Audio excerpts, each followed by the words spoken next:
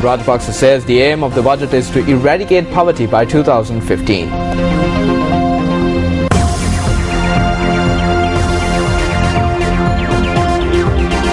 Lawyers for Dr. Shirani Bandaranaike sends a letter to MTV MBC.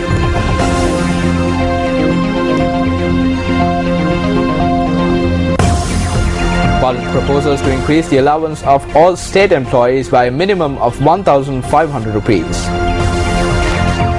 And in sports, Andhra Pradesh Supreme Court says that the life ban on Mohammad Azharuddin is illegal.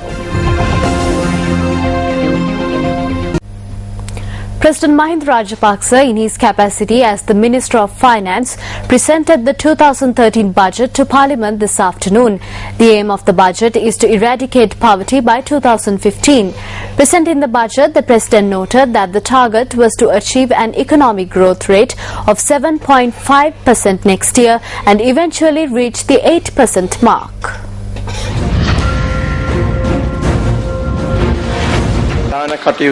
President Mahinda Rajapaksa presented the 66th budget of independent Sri Lanka in Parliament today. This is incidentally the 8th budget proposal presented by President Rajapaksa since he assumed office in 2005. In the first part of his speech, the President reviewed the progress of his first 5-year economic plan from 2006 to 2010 and later went on to highlight the key parts of his second 5-year plan, which will cover the period from 2011 to 2015. උපාය මාර්ග පිළිබඳ ජනමතය අපේක්ෂාව වන්නේ 2016 වෙන විට ඒක පුද්ගලික ආදායම dollar 4,000ක් මට්ටමට. We expect to increase per capita income to $4,000 by 2016 and thereby convert Sri Lanka into a middle-income country. We will base this development strategy on attracting investment equivalent to 35% of GDP. In order to do this, we plan to boost local private investment and create opportunities for foreign investment in areas such as high capital ventures and technology and secure greater market share. තාක්ෂණය හා පුළුල් වෙළඳපොළ ප්‍රස්ථා ඇති කර ගැනීමට අවශ්‍ය විදේශ ආයෝජනය සඳහා සැලසුම් කර තිබෙනවා. The President also highlighted the macroeconomic plan for the period of 2013 to 2015. 13 අයවැය මගින් ලබන වසරේ සාමාන්‍ය ආර්ථික වර්ධනය 7.5 දක්වාත් ඉන්පසු 8ක මට්ටමකට ළඟා වීමත් අපේක්ෂා කරනවා. වෙළඳගිය අඩුවන පරිදි අවශ්‍ය අපනයන වැඩි කිරීමටත් ආනයනය අඩු කිරීමටත් විනිමය වෙළඳපොලේ. Through the 2013 budget, we hope to achieve an economic growth of 7.5% next year and eventually increase this to 8%. The flexibility of the forex market will affect the way in which we will be able to cut down imports and increase exports in a manner which will decrease the trade deficit. Through our monetary policies, we hope to strengthen our foreign reserves and create a surplus in balance of payment. The monetary policies of the 2013 budget focus on keeping the budget deficit below 6% of national income, continue the development programs of the government by maintaining current investment levels. The monetary policy focuses on reducing the budget deficit to 5.8% by 2013 and 4.5% by 2015. We also hope to bring government debt under 75% of the national income. රාජ්‍ය ණය ජාතික ආදායමෙන් 75% අඩු මට්ටමකට ගෙන ඒමට හැකි වෙනවා.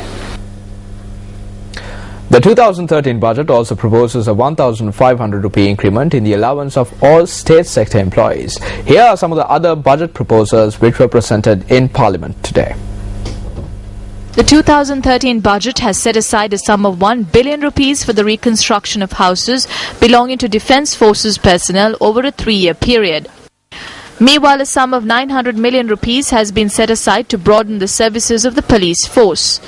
500 million rupees have been allocated to carry out projects identified by the Lessons Learned and Reconciliation Commission. A sum of 200 million rupees has been set aside to foster community development projects carried out by places of worship. The 2013 budget proposes that the 14,000 new graduates who have been posted to each Gram Nildari division be engaged as poverty reduction animators along with all other field level officers. The budget proposes that isolated rural schools be developed to create a child-friendly school environment and provide cereal, milk and eggs free of charge to each child attending such schools. It also proposes that a mid-year uniform and pair of shoes be provided free of charge to children living in difficult areas. Furthermore, an additional 1,500 million rupees has been set aside for low-income families and poverty alleviation programs. The President also invited the private sector to join in this process. The 2013 budget has requested banks to defer the recovery of relegated agricultural loans from farmers affected by the drought until after the Maha harvest. It also proposes that interest charges on these loans be written off altogether. The budget also proposes the implementation of a crop insurance scheme for all farmers using the fertilizer subsidy from 2013. The farmers will be required to pay a sum of 150 rupees to this insurance scheme for every 50 kilogram fertilizer bag issued under the fertilizer subsidy. The budget proposal also noted that in order to promote organic fertilizer from small and medium-scale manufacturers who comply with recognized quality standards, a guaranteed price of 400 rupees will be paid for a 50 kilogram bag of fertilizer. The 2013 budget also noted that the guaranteed price for a kilogram of paddy be raised to 32 rupees and 35 rupees respectively, while paddy grown with the use of organic fertilizer will be purchased at a guaranteed price of 40 rupees. පුරාන් කුඹුරු නැවත ගොඩ ගිරීමට ඉඩ නොදීමට රජය ගෙන ඇති තීරණය කිසිසේත් වෙනස් කරන්නේ නැහැ. There is no change in the government's decision to stop the filling up of all paddy lands. If the owners of such lands do not come forward to cultivate on such lands before the 30th of June 2013, steps will be taken to distribute them among farmers for short terms to grow fruits and flowers. අන්දගොවි ක්‍රමයට කෙටිකාලීන පළතුරු එළවලු හා මල් වගා කිරීමට ඉදිරිපත් වන පුද්ගලයන්ට බෙදා දීමටද මා යෝජනා කරනවා. We will have more proposals presented in the 2013 budget later on in the news, but before that, here is a summary of the 2013 budget which was presented today. The government's total expected revenue inclusive of grants for the year 2013 is 1,277.9 billion rupees. According to budget estimates, the government's expenditure for the year 2013 is 1,785.4 billion rupees. Of this, 1,267.4 million rupees account for recurrent expenditure. The budget deficit for the year 2013 is 507.4 billion rupees. It has been planned to obtain 421.4 billion rupees through the domestic financing and 86 billion rupees through foreign financing to bridge the budget deficit. The government expects tax revenue of 1,132 billion rupees in 2013, with 221.9 million rupees coming from income tax, 632.9 million rupees coming from taxes on goods and services, and 277.2 million rupees coming from taxes on external trade. Concluding the budget speech, President Rajapaksa made a request from all parties. පවතින පළාත් සභා ක්‍රමයේ වෙනස්කම් අපේ ජනතාවට බලය බෙදා හැරීම අර්ථවත් වීම සඳහා අවශ්‍යව තිබෙනවා. බලය බෙදා හැරීමේ ජාතිය වෙන් කිරීම නොව අප There is a need to make the devolution of power more meaningful by changing the provincial council system. Devolution of power should not divide but unite us all. This requires political reconstruction. This reconstruction should not burden the people with the excessive expenditure and the complex system of administration. The main intention is to bring about national reconciliation by using nation standards to bridge differences between provinces. This government is committed to fulfill the people's aspirations. So I invite the opposition leader, the leader of the Tamil National Alliance, and the leader of the JVP to join us to provide a lasting solution to the problems facing the people. Coming together in this manner is far more respectable than requesting foreign intervention.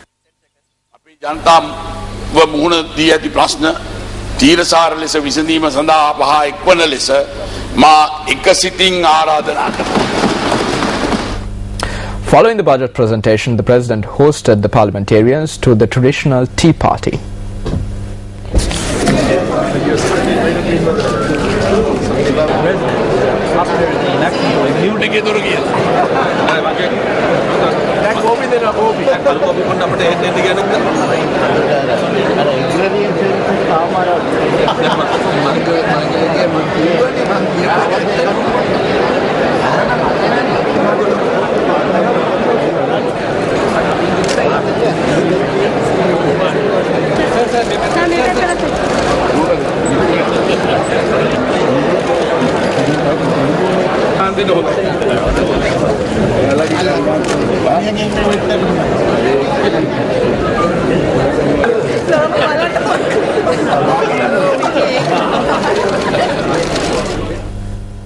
Well, various government and opposition parliamentarians expressed their views on the 2013 budget. We will have their views and comments later on in the news. Mrs. Neelakanthan and Neelakanthan, attorneys at law and notaries public, stating that they are the lawyers for Dr. Shirani A. Bandaranaike, have sent a letter to the news director of MTV MBC Networks. The letter states as follows. Quote, publicity has been given in various newspapers regarding allegations against our client. At present, we bring the following facts regarding her bank accounts and remittances to your attention and through you to the public. Our client has been banking exclusively with the National Development Bank since 2010. Our client has declared all operative accounts that have assets in her declaration of assets and liabilities. The bank has informed our client that there are a few non-operative accounts which contain zero balances. There may be non-operative accounts in other banks which our client operated prior to the 30th of October 1996, which our client believes have been closed. Our client was appointed a judge of the Supreme Court on the 30th of October 1996. Since then, no money whatsoever has been remitted to our client from abroad or from this country, save and except from her immediate family and her official remuneration. Our client's sister and her husband, who are employed as professional engineers in Australia, reserved an apartment when they were in Sri Lanka. Thereafter, from time to time, our client's sister remitted sums of Australian dollars for the purchase of the apartment. This was later converted to Sri Lankan rupees by NDB. In Sri Lankan rupees, it was approximately rupees 27 million. Our client, by cheques, directly remitted to the seller in installments a sum of approximately 27 million rupees. The bank has confirmed these transactions. The sum of 34 million rupees mentioned in various news items is not accurate. The sum of rupees 19 million approximately mentioned in various news items is a part of the aforementioned purchase consideration of approximately rupees 27 million. There was never a remittance of rupees 34 million in our client's account. In the circumstances, in summary, A. Our client has declared all her operative bank accounts having assets in her declaration of assets and liabilities. And B. After her appointment as a judge of the Supreme Court, our client has not received any remittances from anyone in Sri Lanka or abroad, save and except the remuneration as a judge and the remittances from her immediate family. Thus clearly there has been no financial impropriety on her part. Our client totally denies the other allegations and can easily refute them. Our client instructs us to state that she will, as always, continue to duly and properly discharge her duties without fear or favour.